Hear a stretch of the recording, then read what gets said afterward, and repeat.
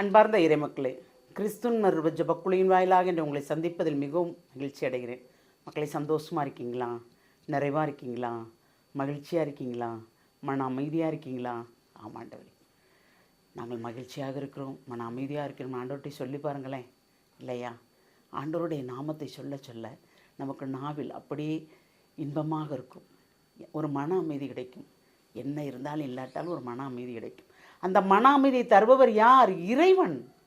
இறை வார்த்தையில் நாம் வாழவும் எப்பவும் ஜெபத்தோடு இருக்கும்போது எதுவுமே நம்மளை அசைக்காத வர அவர் பாதுகாப்பார். இன்றவர் நமக்கு என்ன இறை வார்த்தை தருகிறார் பார்ப்போமா? மத்தேயு எழுதிய நற்செய்தி அதிகாரம் 8 இறை வார்த்தை 28 31 முடிய.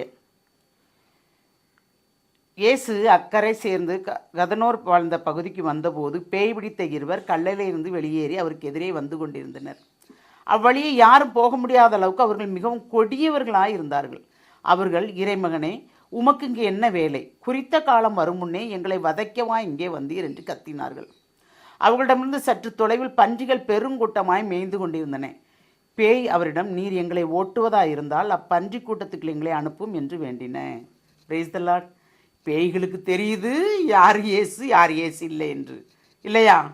பாருங்க, ஏன்னா இங்கே எதுக்கு வந்தீர்? நீர் எங்களை இந்த உடம்புல இருந்து வெளியே எடுத்துருவீர். இந்த உடம்புல நாங்கள் நெடுநாளாக வாழ்ந்துட்டுருக்கோம். கல்லறையில் வாழ்ந்தோன்னா எப்படி இருப்பாங்க? அதுவும் அவர்கள் கொடியவர்களாம். அவ்வழியே யாருமே செல்ல முடியாதவாறு அவர்கள் மிகவும் கொடியவர்களாக இருந்தார்கள். அப்போ அது சொல்லுவார், இறைமகனை, உமக்கு இங்கே என்ன வேலை? குறித்த காலம் வரும் முன்னே எங்களை வதைக்கவா இங்கே வந்தீர். அப்போது தீமைகள் செய்யும்போது கண்டிப்பாக அந்த தீமைகள் மூலமாக பேயோ பிசாசோ அது நம்மளாவே ஆயிடுறோம். இல்லையா? என்ன பேய் பிடிச்சா என்ன, பேய் பிடிக்காட்டா என்ன, நம்ம சொல் செயல் சிந்தனைகள் தான் தீமைகளாக உருவெடுக்குது. அப்போ அந்த தீமைகள் அப்படியே பெருக பெருக நான் தீய ஆவி உள்ளே நுழைந்தது போல் வாழ ஆரம்பித்து விடுகிறோம். அப்போ நம்ம அப்படி தீய ஆவி உள்ளே நுழைந்தது போல் நம் தீமைகள் பெருகும்போது பிறருக்கு நம்மளால் நன்மை கிடைக்குமா? இல்லை, தீமை தான் கிடைக்கும். ஏனென்றால் நாம் தான் கொடூரமாக மாறிவிட்டோமே. ஏனென்றால் ஒவ்வொரு நொடி பொழுதும் நம்முடைய சொல் செயலை நம்ம ஆராய்ந்து பார்த்தோம் என்றால் கண்டிப்பாக அதில் ஒரு நன்மையான காரியம் நமக்கு இருக்கும். அப்போ அதுக்கு என்ன சொல்லுது? இயேசுவை கண்டு கொண்டான அந்த பேய்கள், இவர் வந்தால் இந்த உடம்புல நம்மளை தங்க விடமாட்டார் அப்படின்னு அதை என்ன செய்யுது? பன்றி கூட்டத்துக்கு எங்களை அனுப்பும் அப்படின்னு சொல்லுதுங்க அதுங்க ரெண்டும். அப்போ இவருமே என்ன செய்கிறாரு? விடுதலை கொடுக்குறார். அந்த கேட்குதுங்க, அந்த உடம்புக்கு தீமையிலிருந்து விடுதலை வேணும். இப்போ நாம் ஒரு தீமை செய்கிறோம், நல்ல காரியம் செய்யலை, தீமை செய்கிறோம். தீமையை இறைவன் எடுத்து விடுகிறார். அதுக்கப்புறம் தூய ஆவி நம்ம நம் இல்லத்தில் நாம் செல்லும் இடமெல்லாம் தூய ஆவி நம்மளை ஆட்கொள்வார்.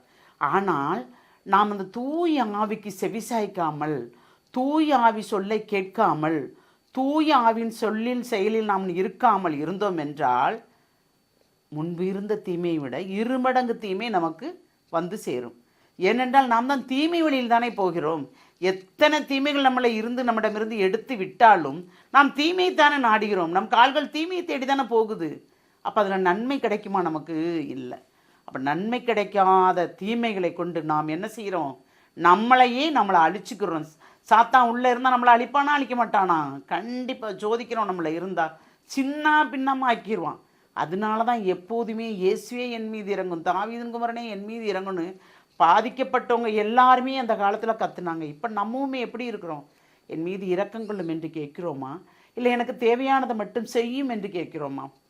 ஏனென்றால் நம்மிடம் உள்ள தீமைகள் அனைத்தும் களைய வேண்டும். தீமைகள் அனைத்தும் நன்மைகளாக மாற வேண்டும். நாம் ஒரு புது பிறப்பு எடுக்க வேண்டும். ஏனென்றால் நாம் திருவருகை காலத்தில் நாம் இருக்கிறோம். இயேசுடைய வருகையை நாம் எதிர்பார்த்து காத்திருக்கிறோம். அவர் பொன்னும் பொருளும் கேட்கவில்லை. நம்மிடம் என்ன கேட்கிறார்? ஆன்மா தூய்மை கேட்கிறார். அந்த ஆன்மா தூய்மை இருந்தால் தீமைகள் நம்மிடம் வராது. இப்படி தீய ஆவிகள் நம்மளை அண்டாது. இல்லையா? அப்போ நம்மளோட ஆன்மா தூய்மை இல்லை என்றால் தீய எண்ணங்களும் தீய நாட்டங்களும் தீய சிந்தனைகளும் இருந்தால் கண்டிப்பாக தீய ஆவி நம்மில் குடிகொள்ளும். அப்போ அந்த தீய ஆவி குடிகொள்ள யார் காரணம்? நாமே, பிறர் அல்ல. அப்போ நம்ம செய்த பாவங்கள் தான் நம்மளை துன்புறுத்துகிறது. இல்லையா? உடல் வாதைகளை கொடுக்கு, உடல் நோய்களை கொடுக்குது, எல்லாமே அதில் தான் இருக்குது. அதுக்கப்புறம் நம்ம ஆண்டவரேனா என்ன கிடைக்கும்? நமக்கு ஒன்றுமே கிடைக்காது. அப்போ எல்லா காரியங்களையும் தீமைகள் அனைத்தையும் விட்டு நாம் நன்மையாக மாறும்போது தான் நமக்கு நன்மையான காரியங்களும் நமக்கு கிடைக்கும். அப்போ அந்த நன்மையான காரியத்தை இறைவனிடம் கேட்போமா? எல்லாம் வல்ல இறைவா, ஆமாண்டவரே, ஒவ்வொரு நொடிப்பொழுதும் இறை வார்த்தையை நீர் கொடுக்கும்போது ஆமாண்டவரே, அதில் எவ்வளவு தெளிவு இருக்கிறது என்பதை நாங்கள் உணர்கிறோம் ஆண்டவரே. அந்த இறை வார்த்தையின் மூலமாக எங்களை வாழ்வாக்க வேண்டும் என்று நீர் விரும்புகிறீர் ஆண்டவரே. நீர் எங்களை நல்வழிப்படுத்த வேண்டும் என்று விரும்புகிறீர். நாங்களும் சரி என்று தான் சொல்கிறோம் ஆண்டவரே. ஆனால் அதன்படி செயல்படாதவாறு எங்கள் சிந்தனை வேறு பக்கம் செல்கிறது ஆண்டவரே. அந்த சிந்தனை, சொல், செயல் அனைத்தும் உம்மை சார்ந்ததாகவே இருக்க வேண்டும் என்று நாங்கள் நினைக்கிறோம். ஆனால் அதன்படி செயல்பட முடியாமல் நாங்கள் தவிக்கிறோம் ஆண்டவரே.